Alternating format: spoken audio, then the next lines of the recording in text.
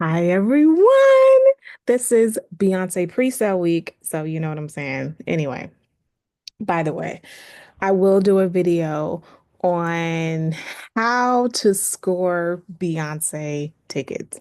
I think that would be a fun one because I have done exceptionally well this pre-sale. Anyway, but that's not what we came here for. We came here. Actually, I wanted to do a lighter topic. I know I will do the trade war one because I think that's so intense and that definitely is affecting everybody's bottom line. But what I really wanted to kind of do something and more lighter is the naming of the Gulf of Mexico. So immediately, and I'm going to pull up Trump's naming of Gulf. Okay.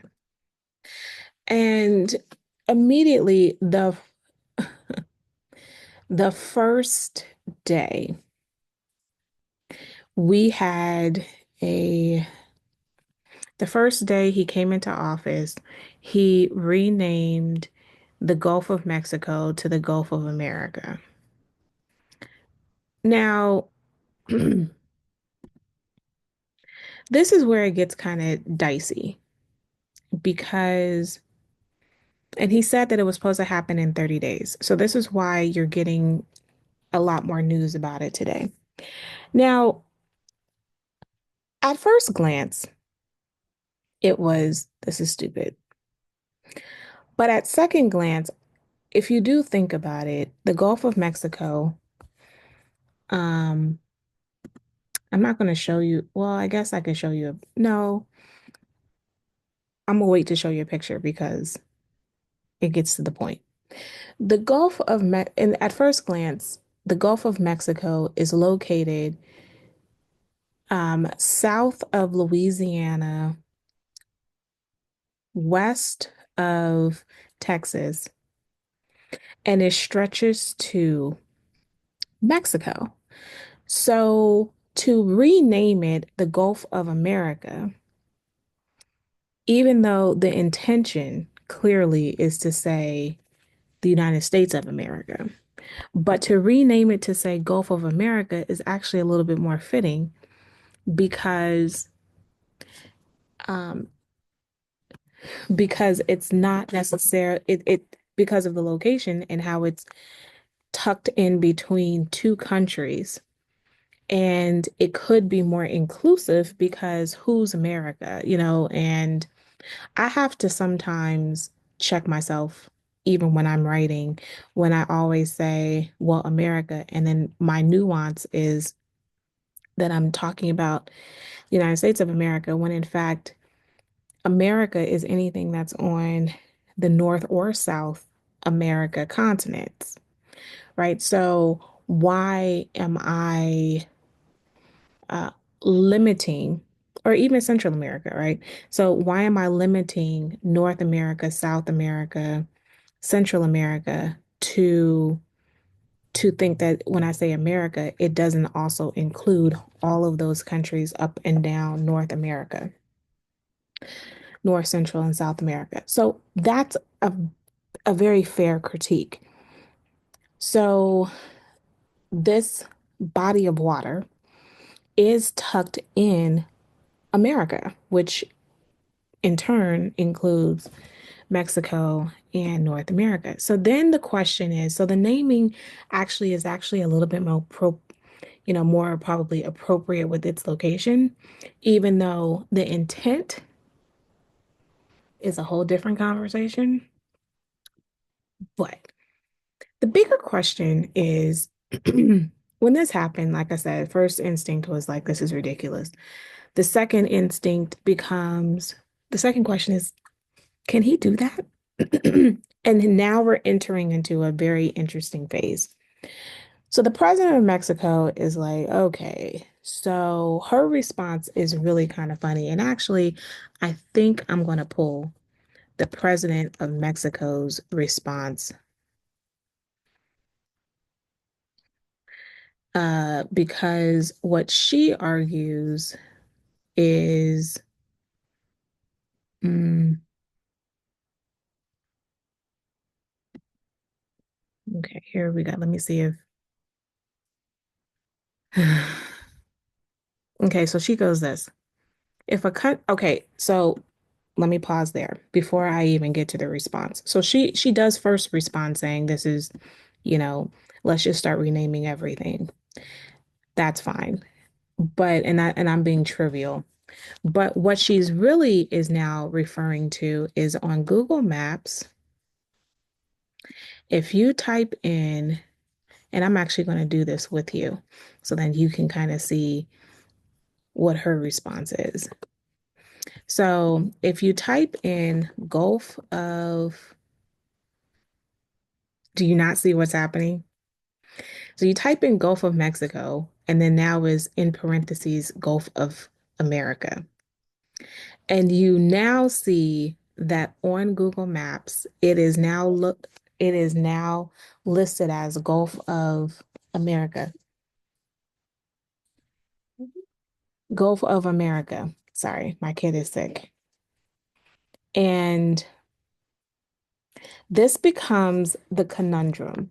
So she responded, the president of Mexico responded to to Google and saying if a country wants to change the designation of something in the sea, it would only apply up to 12 nautical miles. It cannot apply to the rest. In this case, the Gulf of Mexico. This is what we explained in detail to Google. And she also says, in the case of Mexico, we are where no, where are we completely sovereign? In the area established as 12 nautical miles from the coastline, and this applies to all countries worldwide. In the end, we request that when someone searches for America Mexicana in the search engine, the map we previously presented should appear. That map from 1607 labeled parts of North America, Mexican America, and was shown during the press conference earlier this year. Now, what she's arguing is her argument is this, which is a fabulous one. She's like, look, since you gonna go around and rename stuff, how about we go back to renaming parts of the United States that used to be Mexican territory, which is part of Texas. Um, it's not the whole Texas, but it's part of Texas and the majority of Texas and New Mexico and Arizona, California, Washington, Oregon. How about we rename and I think it's part of Montana and Idaho. How about we rename those places to Mexicana? And I think she wants to go by the word Mexicana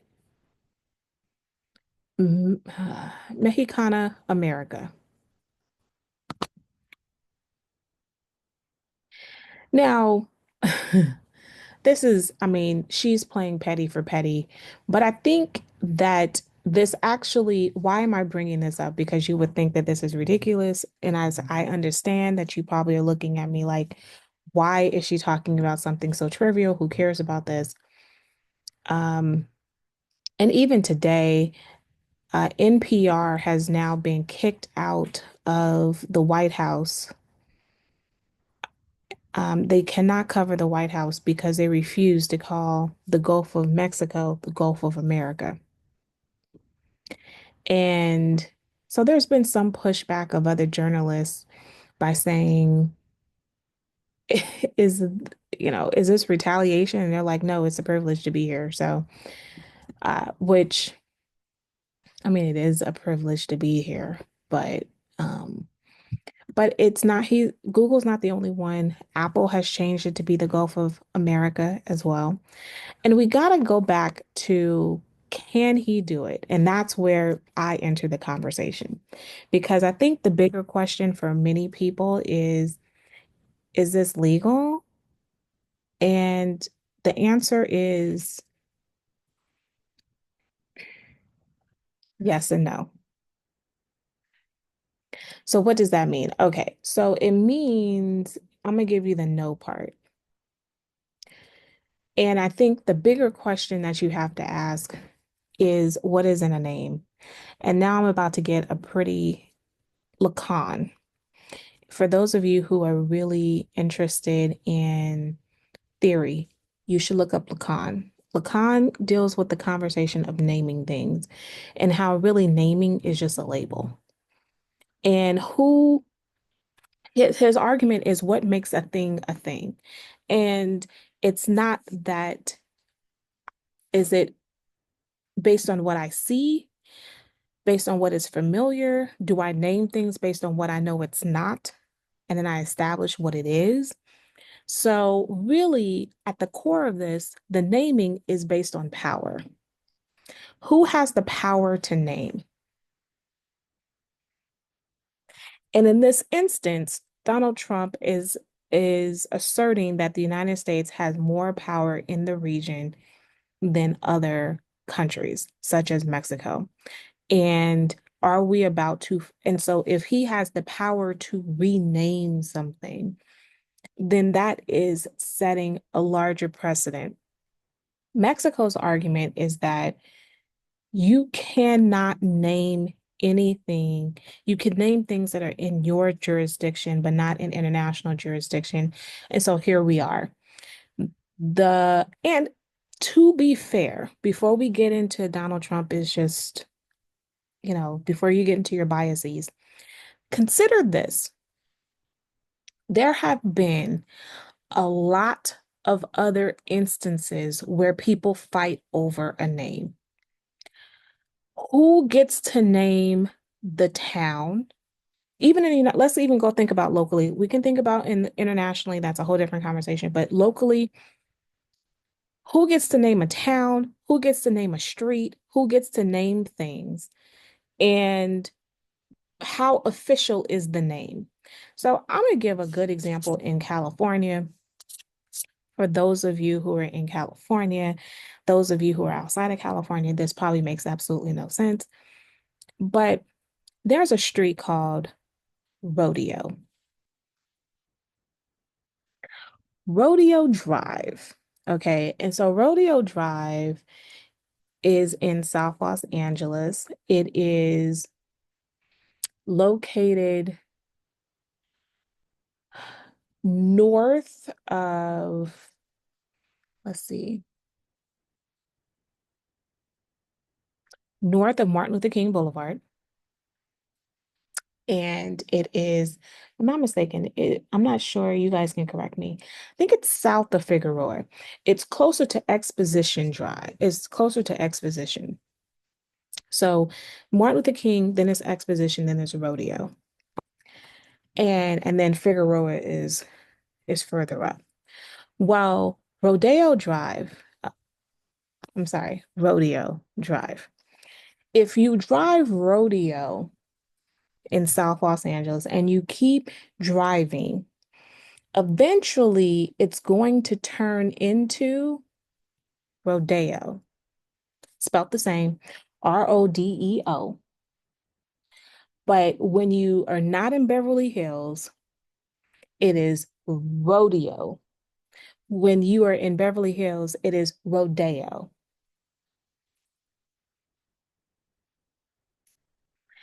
They have renamed the street for those of you who are like, what is this?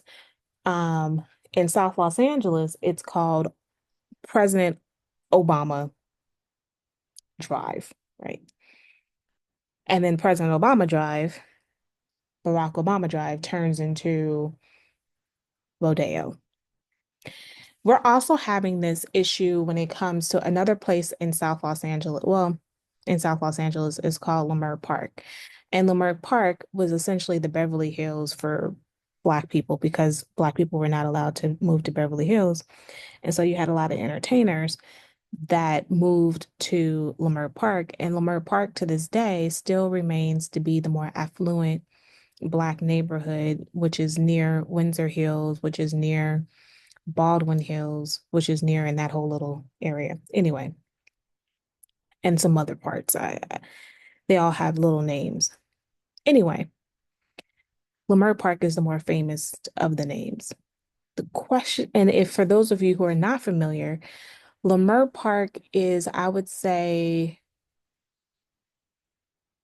3 blocks west. Yeah, 3 blocks west of Inglewood, which is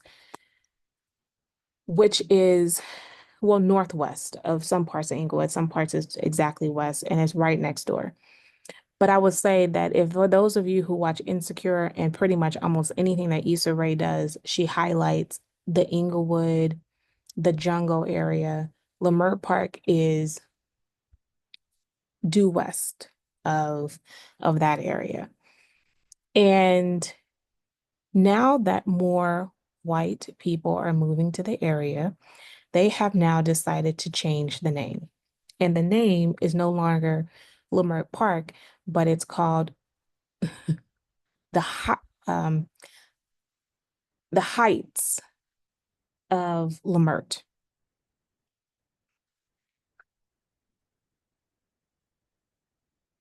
It's the same thing that has happened with Inglewood 20 years ago. Inglewood, there's a part of Inglewood that's actually across the street from Leimert Park, and they started calling it West. They called it West Los Angeles. West Los Angeles does not exist.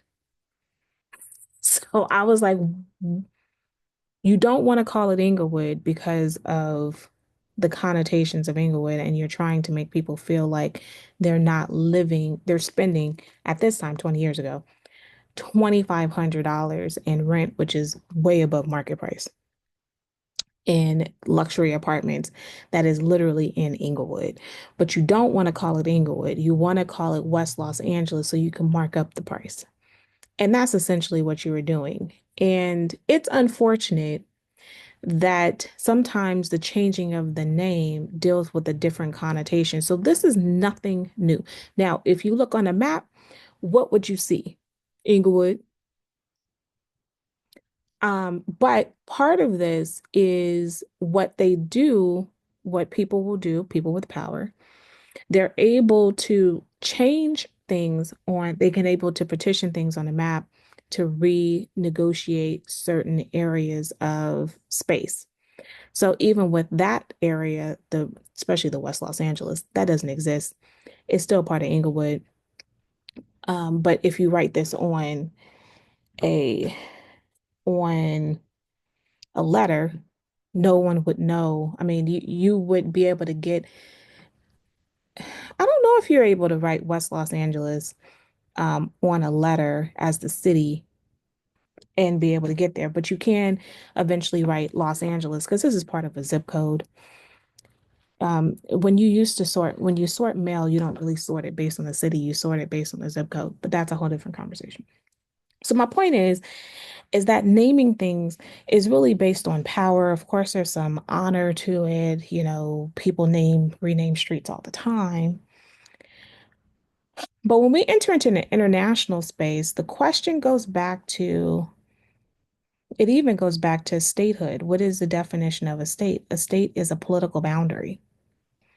So it's based on how a state can only be a state if other international states recognize that this state exists.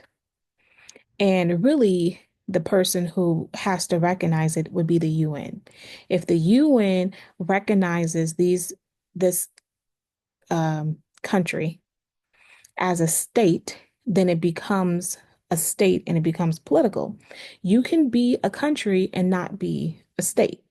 And this is the same conversation we're having with the naming of the Gulf of Mexico. I can change the name, Donald Trump can change the name of the Gulf of Mexico, absolutely, to the Gulf of America. But is that recognized by an international space? No. And in fact, I absolutely love, and I'm gonna pull this up because I don't think it's on your regular space. It is on um, the Encyclopedia Britannica. They decided to release a statement. Actually, they released a lot of statements, actually, which is kind of funny.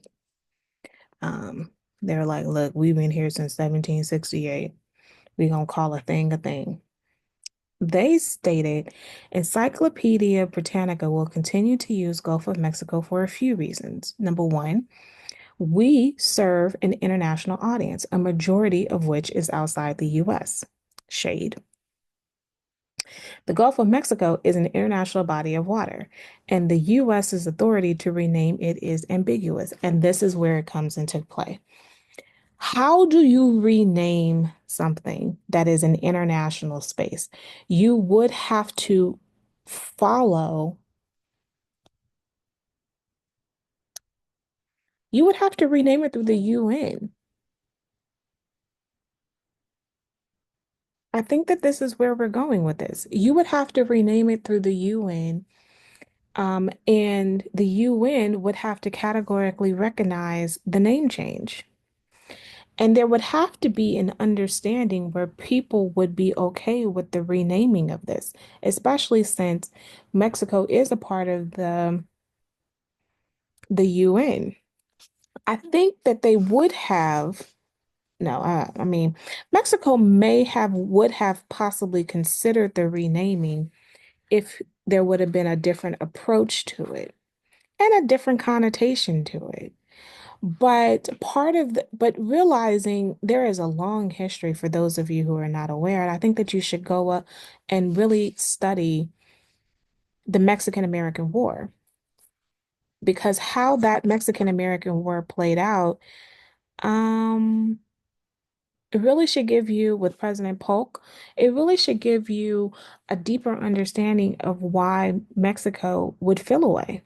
They have every legitimate reason to feel away here. Oh, that makes me feel better.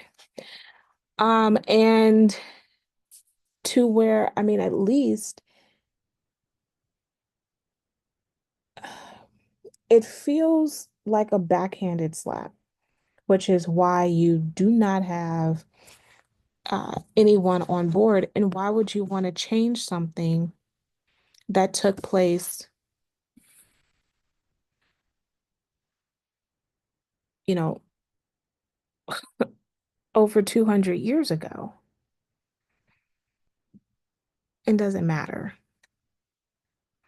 And I could argue, you can easily argue to say that it does matter. And I can listen to both arguments on it as to where I do think that actually even naming it the Gulf of Me America is more inclusive, but the intent is terrible.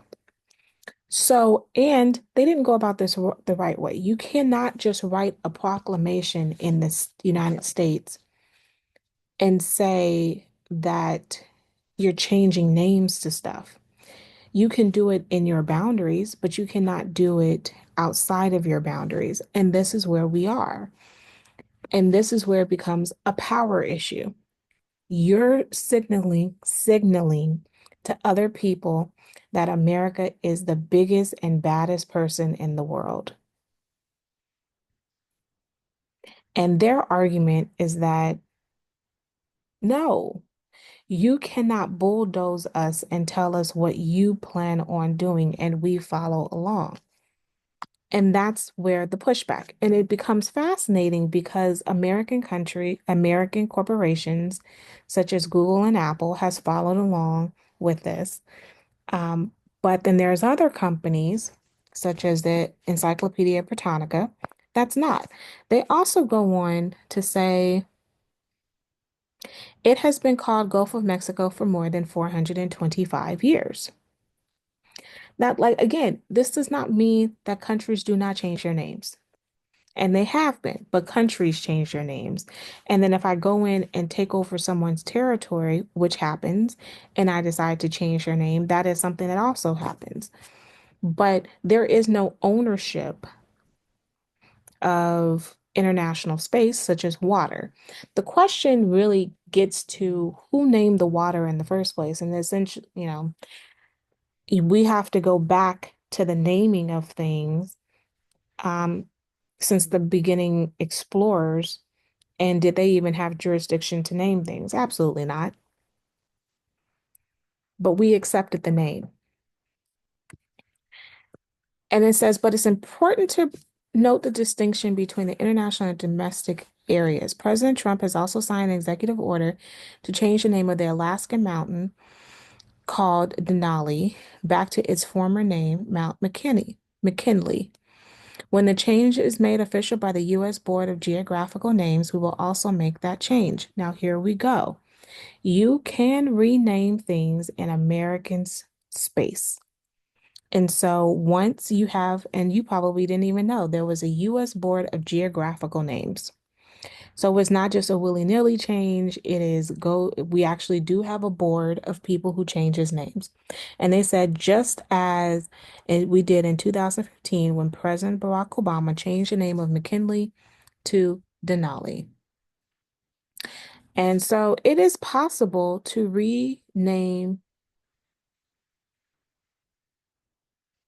um, to rename everything and to rename different things because things have gone through naming. It's fascinating to see the pushback against the Britannica online, but I mean, this is really an international space. You can't just rename things internationally. You have to get international approval. That would be through the UN, and it has to be some level of agreement, especially with nearby countries to see if they're going to be okay with that. Mexico's clearly not okay with that, so here we are. You cannot rename it. But can American companies name, change the map? Fine. I'm curious to see what schools will do. Will schools call it Gulf of Mexico or Gulf of America? I don't know. I don't know. And I'm gonna be honest that if my kid's school has them gets it wrong for putting Gulf of America to the Gulf of Mexico, I wonder also what about the test, the citizenship test? Will they name it Gulf of America instead of Gulf of Mexico? Oh, that's a good question. I absolutely will fight it if they got it wrong because really both answers, I guess, could be legitimately correct. I really think that Gulf of Mexico would be the legit answer because a Gulf, you cannot rename an international body of water without consent of the UN. But anyway, have a great rest of your week, and I will come back. I guess we should talk about some tariffs, but I am coming back about the Beyonce, how I get my Beyonce tickets. I'm gonna do that on Friday. Have a great rest of your day. Bye.